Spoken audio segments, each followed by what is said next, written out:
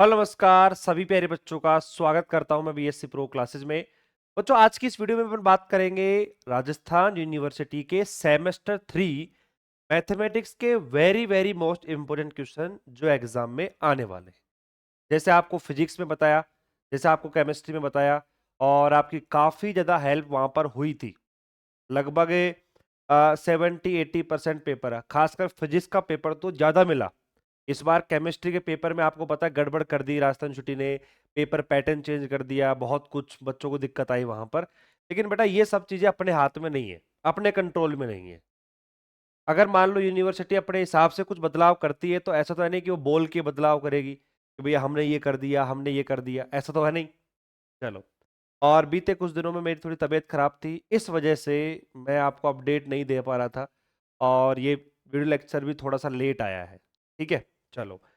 तो यहां पर मैं दो तीन चीजें क्लियर कर दूं। सबसे पहली बात तो जो इंपॉर्टेंट क्वेश्चन की पीडीएफ आप लेने आए हो, जो मैं यहां पर बताने वाला हूं, पीडीएफ में आपको नहीं बताऊंगा खोल के। सिंपल सी बात है, जो पीडीएफ है इंपॉर्टेंट क्वेश्चन की वो यूनिट वाइज अपने बीएससी प्रो क्लासेज एप्लीकेशन को डाउनलोड कर लेना भाई साहब।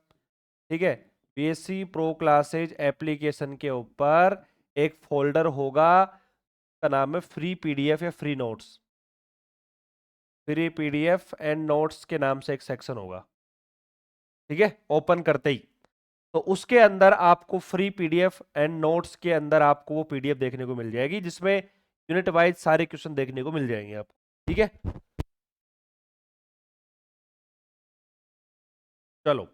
अब इसके बाद में, अब मैं इस वीडियो में बताने क्या वाला हूं आपको, मैं आपको इस वीडियो में गाइड करने वाला हूं कि एक्चुअल में अपन को क्या क्या चीजों का ध्यान रखना है। ठीक है, और किस तरीके से अपन को क्वेश्चंस को अटेम्प्ट करने हैं। जिन बच्चों ने पढ़ लिया है बहुत अच्छी बात है, जिन्होंने कुछ भी नहीं पढ़ा, ये मान लो अभी स्टार्ट करेंगे, तो उनके लिए क्या गाइडेंस रहेगी मेरी, आओ भी वीडियो में समझते हैं। देखो, ध्यान से सुनना। सबसे पहली बात तो मैं आपको बता देता हूं, बहुत सारे बच्चे एक कंप्लेंट करते हैं कि सर जितने भी क्वेश्चंस आप बताते हो ना इंपॉर्टेंट, वो ऑलमोस्ट यूनिट को कवर कर जाते हैं। मतलब आपने यूनिट में कोई क्वेश्चन छोड़ा ही नहीं, आपने तो सारे क्वेश्चन उठा के दे दिए। बेटा मैं एक बात बता देता हूं सिंपल सी, कि अपन ने शुरू से एक ही कहानी रखी है कि अगर हम आपको कोई क्वेश्चन दे रहे हैं, पहली बात तो जो भी कोई टीचर आपको, जितने भी टीचर्स बीएससी में आपको इंपॉर्टेंट क्वेश्चन बताते हैं, हम उनसे दो क्वेश्चन ज्यादा ही आपको बताते हैं। भाई हमारा मकसद ये है कि अगर आप कोई भी दो यूनिट, कोई भी तीन यूनिट अगर आप रेडी करते हो और दो क्वेश्चन एक्स्ट्रा पढ़ लेते हो, तो भाई फायदा आपका ही तो है उसमें। अब मैं आपसे कह दूं कि एक यूनिट में दो क्वेश्चन पढ़ जाना, एग्जाम में आएंगे, और नहीं आए तो फिर सीधा ब्लेम हमारे ऊपर आएगा, अरे सर ने क्या बताया था यार, वो तो फैकलॉजी है, उसने तो ऐसे बताया कि मिला ही नहीं पेपर के अंदर, उसकी वजह से फेल हो गए हम। चाहे पूरी साल भर नहीं पढ़े होंगे आप, लेकिन उसने फेल करवा दिया हमको कि उसने बताया था दो क्वेश्चन, उसमें से एक भी नहीं आया। तो वो काम बिल्कुल भी नहीं है भाई, देखो सीधी सी बात है। और पढ़ाई में मेहनत लगती है। ठीक है, आप चाहो कि 2 घंटे पढ़ के मैं पास हो जाऊं, ऐसा भी नहीं होता।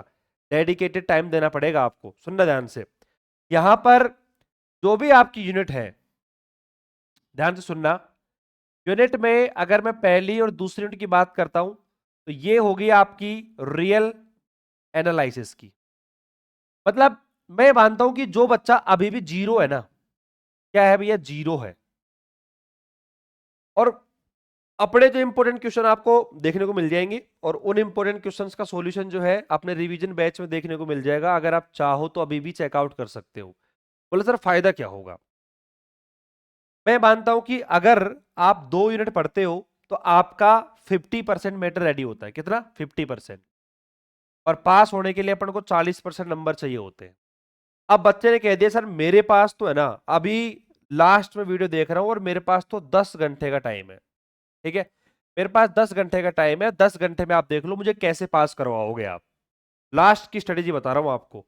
करना क्या है बेटा, जो आपको मैं इंपॉर्टेंट क्वेश्चन बताऊंगा ना, उस इंपॉर्टेंट क्वेश्चंस के सॉल्यूशंस अपने रिवीजन बैच में देखने को मिल जाएंगे आपको, मतलब लेक्चर वाइज। अब दो यूनिट में जो लेक्चर है ना, मेरे हिसाब से टोटल 5 लेक्चर है। कितने? 5 लेक्चर।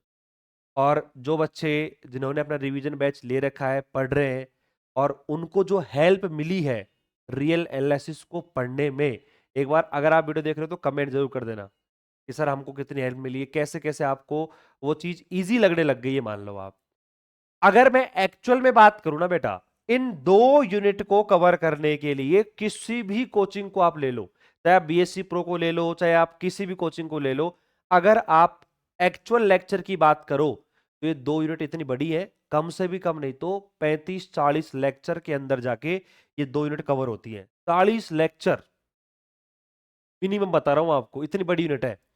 उन पूरे कंटेंट को हमने 5 लेक्चर में समेट के रख दिया। और बेटा अगर आप अंतिम समय में भी हो और मान लो आपने रिवीजन बैच से ये 5 लेक्चर भी देखे लास्ट 10 घंटे के अंदर, मुझे लगता है कि आप 5 लेक्चर को कवर करने में मुश्किल से 5 से 6 घंटे लगाओगे आप। ठीक है, 5 से 6 घंटे पढ़ने के बाद में जो कंटेंट आपने पढ़ा है बेटा उसी का रिवीजन भी आप वहीं पर लगा लोगे। तो अब इसका मतलब क्या है कि अगर आप बिना पढ़े एग्जाम देने जा रहे हो और आप ये सोच रहे हो कि भाई इंपॉर्टेंट क्वेश्चन सर ने बता दिए अब इसको पढ़ लेता हूं, बेटा मैथमेटिक्स है वो, कैसे पढ़ोगे आप उसको? और चलो आप कैसे भी पढ़ो, मैं तो ये मानता हूं कि चाहे आप यूट्यूब से पढ़ो, आप रिवीजन बेस से पढ़ो, आप प्रीवियस ईयर पेपर से पढ़ो, सारथी से पढ़ो, सोल पेपर से पढ़ो, कुछ भी कैसे भी कवर करो, लेकिन मैं मानता हूं कि अगर आपने मन लगा के 10 घंटे भी पढ़ाई कर ली ना, तो समझ लो कि आपका ये रियल वाला पोर्शन जो बच्चों को बहुत टफ लगता है, बेटा कुछ नहीं है इसके अंदर। इसमें फिक्स थ्योरम आती है, मतलब मैंने जो थ्योरम बताई है ना उन थ्योरम से बाहर कुछ नहीं जाएगा। फिक्स थ्योरम आती है, fix as it is theorem देखने को मिलेगी आपको। अब आप देख लो, एज इट इज, बात समझ में आ गई आपको? और 100 में से 95% बच्चे इसी पोर्शन को रेडी करते हैं, रियल वाले को। बाकी की बात करते हैं बेटा, 2 यूनिट की बात करते हैं। तो जो आपकी 3rd और 4th यूनिट है इसमें आपका चलता है डिफरेंशियल इक्वेशन। क्या चलता है बेटा? Differential equation. अब अगर मान के चलो, चलो सपोज दैट, अब जिन बच्चों ने बिल्कुल जीरो पढ़ा था, मैंने बता दिया उनको कि भाई आपको रियली पढ़नी है और 2 लेक्चर रेडी करने हैं, ध्यान रखना वो 2 यूनिट रेडी करनी है। इंपॉर्टेंट क्वेश्चन से कैसे भी कवर करो, जो भी आपको इंपॉर्टेंट क्वेश्चन दिए गए हैं उन सबको आप तैयार कर लो। 10 घंटे 12 घंटे भी आपके पास है भाई, आप उम्मीद मत छोड़ो, पास हो जाओगे भाई। पूरी साल भर कुछ नहीं पढ़ा ना, अब आधे से बच्चे तो इसी टेंशन में रहते हैं कि सर पूरी साल तो हमने पढ़ा नहीं है, अब हम 2 घंटे में कौन सा तीर मार लेंगे, 10 घंटे में कौन सा तीर मार लेंगे। अरे बिना पढ़े एग्जाम दे के आओगे उससे बढ़िया तो कुछ पढ़ तो लो, फेल तो आप ऐसे भी हो। बात समझ में आ रही है कि नहीं आ रही है? वो चीज मैं बोलना चाह रहा हूं आपको। ठीक है, अब मान के चलो जिस बच्चे ने क्या पता 2 यूनिट रेडी कर रखी है, गुरुजी मैं तो देखो 2 यूनिट पढ़ के बैठा हूं और मैं इसी उम्मीद में हूं कि मैं पास हो जाऊं। बेटा देखो बात ऐसी है, अगर आपने 2 यूनिट पढ़ रखी है बहुत अच्छी बात है, आप पास हो, लेकिन मेरे एक राय रहेगी आपके लिए, आप 3rd और 4th यूनिट जो है ना आपकी, 2 यूनिट में एक 3rd यूनिट में एक पोर्शन है, 3rd यूनिट के अंदर एक पोर्शन है linear differential equation with constant coefficient, ये चैप्टर का नाम है। अचर गुणांकों वाले रेखिक अवकल समीकरण। अब है क्या कि रिवीजन बैच के अंदर एक ही लेक्चर है इसका, हेलो, एक ही लेक्चर है, ओनली एक लेक्चर के अंदर आपके 10 नंबर कहीं नहीं जा रहे। एक लेक्चर देखने पर आपके 10 नंबर रेडी हो जाएंगे। कुछ नहीं करना, मुश्किल से मुश्किल 3 घंटे देने हैं बस। 3 घंटे क्यों बोल रहा हूं? क्योंकि भाई कम से भी कम नहीं तो 2 घंटे तो लगेंगे लेक्चर को देखने में, प्रॉपर समझने में।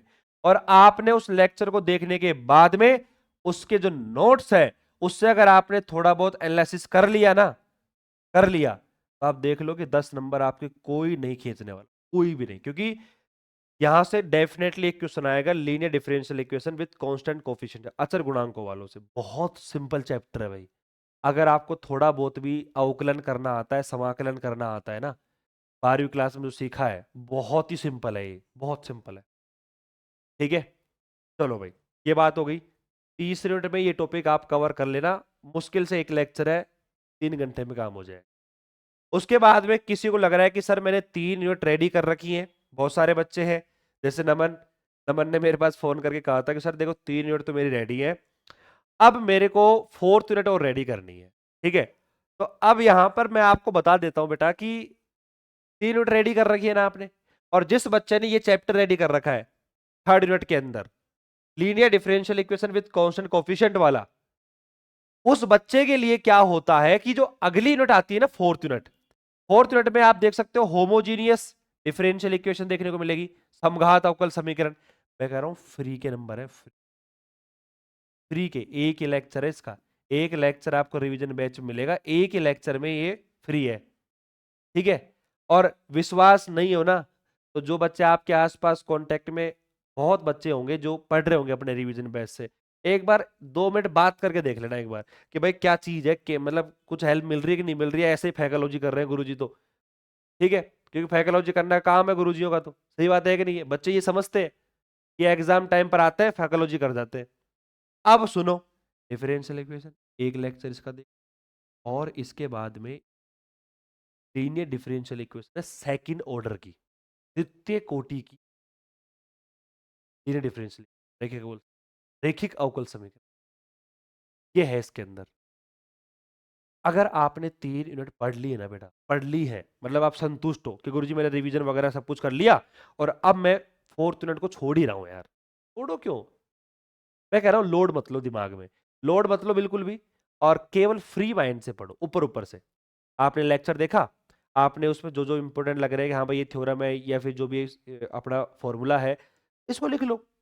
और एग्जाम में जब आप बैठोगे ना, उसके जो क्वेश्चन आएंगे कुछ तो लिख के आओगे, खाली तो नहीं छोड़ोगे ना, नंबर मिलेंगे। भाई 20 नंबर की यूनिट है, तो अब ये मेरा सजेशन रहेगा कि अगर जिसने 3 यूनिट पढ़ भी लिए ना, तो फोर्थ यूनिट।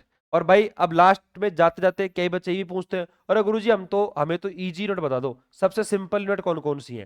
बेटा कुछ नहीं है, सिंपल यूनिट जो है आपकी पहली दूसरी सिंपल यूनिट है, उसके बाद तीसरी है, उसके बाद चौथी, एक दूसरे से लिंक है, फर्स्ट और सेकंड थोड़ी बहुत लिंक है आपस में, और थर्ड और फोर्थ तो भाई पूरी पूरी लिंक है आपस में। लास्ट में जाते जाते एक मास्टर स्ट्रोक मैं आपको बता रहा हूं, जिसने पढ़ा है, नहीं पढ़ा है, बहुत कुछ पढ़ लिया है, थोड़ा बहुत पढ़ा है, मैं लास्ट एक एडवाइस दे के जा रहा हूं आपको। बेटा जब आप समझ लो ना कि भाई अब आपने कंटेंट वगैरह पढ़ लिया है, जितना पढ़ना था पढ़ लिया मैंने, कुछ न्यू कंटेंट पढ़ने की कोशिश मत करना लास्ट टाइम के अंदर, कि मान लो कि अब एग्जाम देने जा रहे हो आप, और एग्जाम के अंदर आपके 3 घंटे 4 घंटे बचे हुए हैं, ठीक है, एग्जाम हॉल में आप 4 घंटे के अंदर बैठ जाओगे, तो उस 3 से 4 घंटे के अंतराल में कुछ नया मत पढ़ो। बेटा कुछ नहीं करना, आपको बस अपने नोट्स उठाने हैं, और उसमें जो जो आपने क्वेश्चंस में जहां पर आपको तकलीफ होती थी, आपने प्रैक्टिस करी थी बट वो होता नहीं था, उसको एक बार देख लो, ठीक है। आपके जो फॉर्मूले हैं, ठीक है, जो भी आपके फॉर्मूले हैं, आपको पता है इस यूनिट में ये 4 फॉर्मूले हैं जो कि बहुत इंपॉर्टेंट है, मेरे को बार बार परेशान करते हैं, बेटा उन फॉर्मूलों को एक बार रफ कॉपी में लिख लो। मतलब ये मान के चलो कि उस 4 घंटे के अंतराल में जो भी कुछ आपने पढ़ा है 2-3 महीने में, या लास्ट 5 दिन में 10 दिन में, आपको उसका रिवीजन करना है, ठीक है, रिवीजन करना है। हो सके तो एक रफ कॉपी लिया ना भाई साहब, एक रफ कॉपी के अंदर भाई साहब बैठ के इन सबको लिखना है, दिमाग में नहीं रखना है, उनको लिख लिख के सब कुछ बिल्कुल कंठस्थ करके जाना है। बाकी सब बच्चों के लिए ऑल द बेस्ट। बाकी पीडीएफ आपको मिल जाएगी, मैंने आपको बता दिया है कहाँ मिलेगी, ठीक है। मिलते हैं नेक्स्ट लेक्चर में, सबका एग्जाम बढ़े जाएगा, ठीक है, नो टेंशन रहो। धन्यवाद।